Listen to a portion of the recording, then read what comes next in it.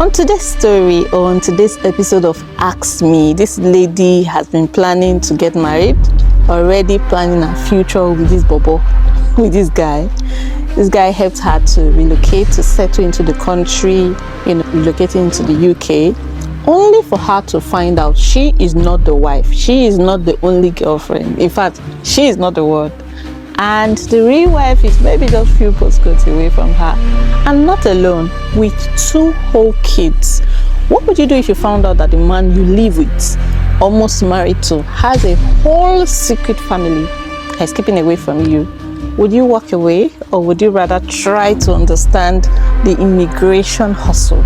It's a real one, it's painful, but unfortunately, it's a way too common one. But let's get to read it and let me know what you think.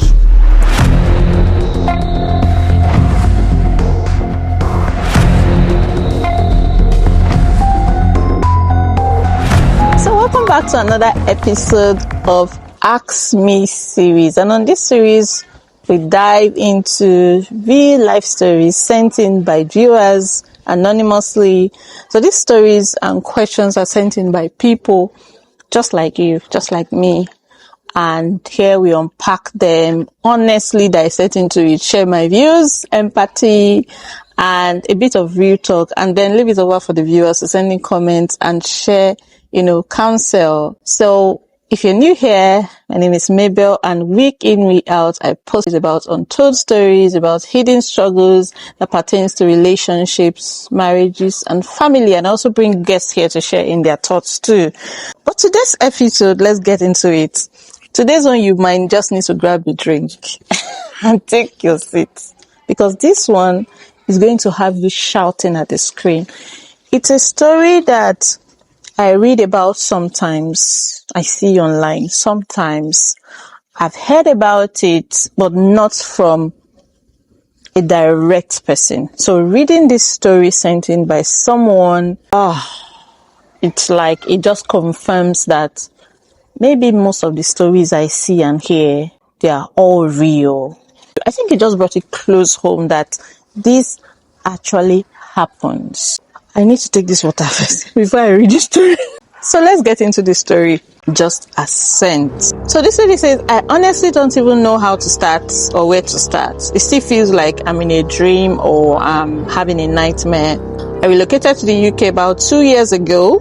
Life back home was tough for me and my family, so I came here to try and build something new for myself. After a few months, I met this guy.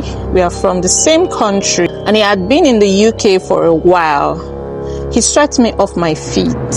He helped me to settle in. He taught me the ropes of surviving here, and he helped me with job leads, everything about living here.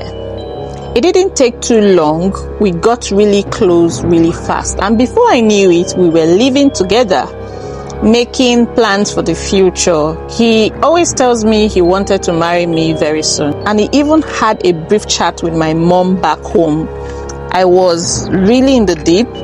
I truly believed that we were building something. But there was always one thing. He hated being posted online. Every time I tried to upload a picture or tag him, he would say that he's a private person and that we should keep our love private, or we should keep it from monitoring spirits. I really thought that maybe he was just a low-key reserved person and I didn't insist or press too hard. But one day, I used his tablet to check something and a message popped up. It was from someone saved as cousin Zina, but the message didn't read like a cousin at all. So I clicked it, and that's when my entire world flipped. It turns out this man has a whole wife, and not back in our country. And she said, and not back in our home country, right here in the UK, married with 2 kids. He never mentioned her, never mentioned them. He had a full second life. So when I confronted him, he tried to downplay it at first. But later he said yes, but it was just for papers. I don't love her. It is you that I love. I felt like throwing up. I was a secret. I was a side chick. All these months of living together, dreaming together, planning together, I was the backup plan all along. He even said now that his papers are sorted, and so we can now make it official. I packed my things and left. I didn't even argue too much. I just walked away. But now the shame is getting too much. Some mutual friends are saying I overreacted, that I should have understood the immigration hustle, that he really loves me, and that the other woman was just a means to an end. I don't know, but what do you think? Did I throw away his love too quickly? Was I too judgmental? Did I overreact, or was I right to leave? I feel like my trust was dragged through the mud. Whew. I've read this story before, and then I'm reading it now to you on this video, but it's anytime I read it, it's having the same effect it had on me, like I just started reading it. So this story got me really pained because it came really close home. It's just to say that most of the stories I've heard online about common issues like this are not just stories. They are people's real situation. And I'll start by saying that privacy is different from secrecy. Yes, privacy is different from secrecy. Where we draw the line between someone who is really a private person, who is really a reserved person, and being secretive, I can't tell, but it's a skill you need to learn. Because there's a difference between someone claiming to be a private person and then being secretive, hiding information from someone that is supposed to have access to such information, who is supposed to know about who they are going to spend their life with. And I would say in circumstances where we let our guards down, where we compromise certain standards, it is very unfortunate because it gets to hurt more when we leave these relationships. Like the person in the story, she already started living with the man, so it gets really more complicated. But I would say you did the right thing by stepping out. I would say whenever you see that red flag and whatever disturbs your peace, it is never too late to back out, especially before you say I do. Yes, I keep telling my friends that until the day I said I do, until the marriage, until the wedding day, I kept praying for God's will to prevail, because I was so concerned and I was so invested in getting married to God's will for me.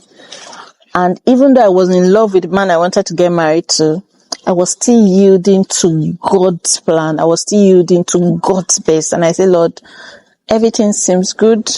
I'm sure he's the right one. But peradventure, just maybe, I'm not seeing things well. Just maybe you are saying a no about this person. This wedding should not happen. Because I know that when it happens, you have to bear the consequences. You have to make it work as much as you can, especially when your life is not at stake, especially when your life is not at stake. You have to make it work. So before you say I do, you are free to leave anytime your peace is at stake. And that is one thing you did. And I will say you did not overreact. I would say that you did the right thing by leaving, because trust is the foundation of every marriage.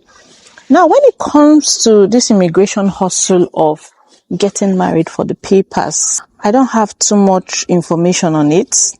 If you have been in that shoe, please share it on the comments. How does it work?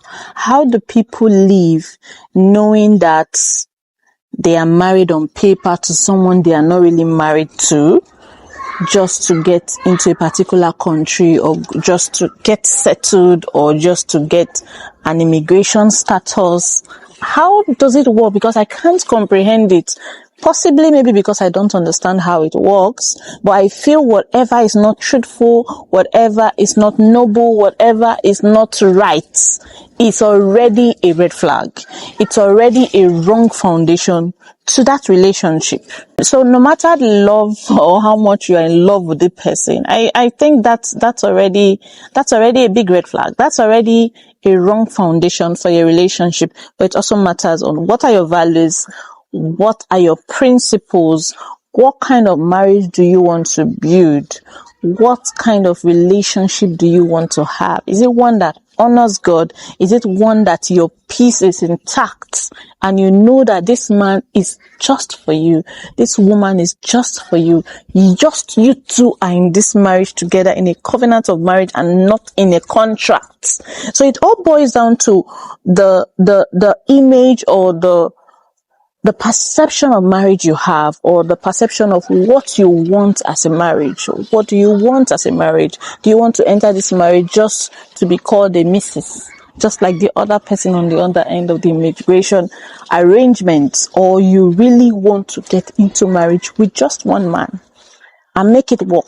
So I'll say check the red flags. Don't cover them up with wedding plans. No, check those red flags. I think the red flags are more than the wedding plans. Whatever you've planned for that wedding, this is the most important thing. This is the most crucial thing. Is it something you can live with for the rest of your life? If you're single watching me, or you're contemplating, marrying someone, or you're already sizing someone up to see if this person is a real person, whatever you're seeing, is it something that you can deal with for the rest of your life? Is it something that you can take for the rest of your life? Is it what you can, I want to use the word married. My husband doesn't like me using the word manage because it feels in the negative way, but I feel management. Is this something you can cope with? Yeah, maybe that's better. Is it something you can cope with for the rest of your life without many prayers and all that? Let prayers be your backup plan, but whatever you see now, are you comfortable with it? Are you good to go with it? And if you're a Christian there, just ask the Holy Spirit, say, reveal this person to me. Open my eyes to see things that I cannot see. Open my eyes. And that's why you should talk to people.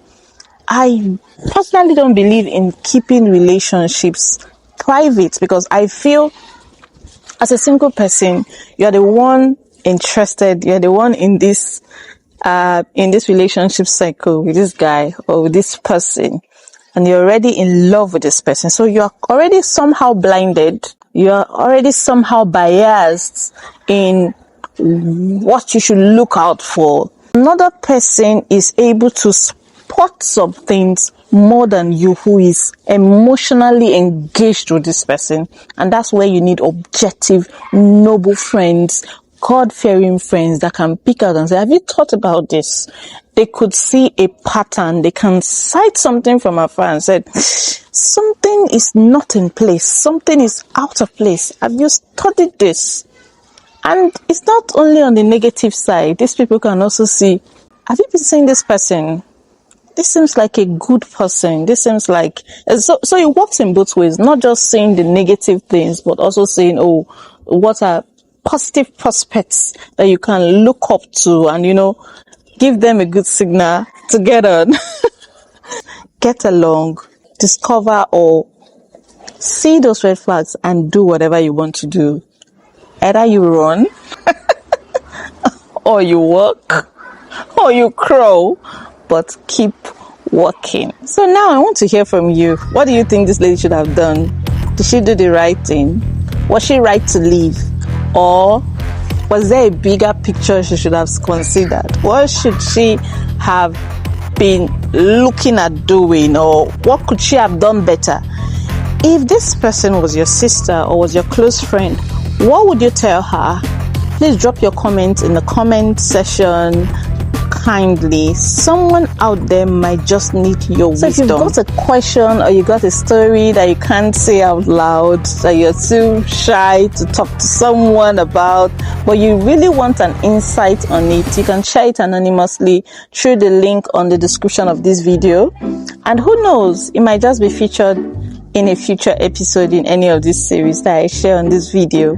And if you're watching this and thinking, wow, that could have been me, I can see you right on the screen. You know, relationships are really complex, and especially in the diaspora. But don't let someone else's light dim your light. You deserve honesty. You deserve peace. You deserve a lot of love that doesn't come with disclaimers. Click this next video on your screen to keep watching more real stories like this. And as I would always tell you, thank you for being here, and I'll see you in that next video. Click it and let me know what you think about that.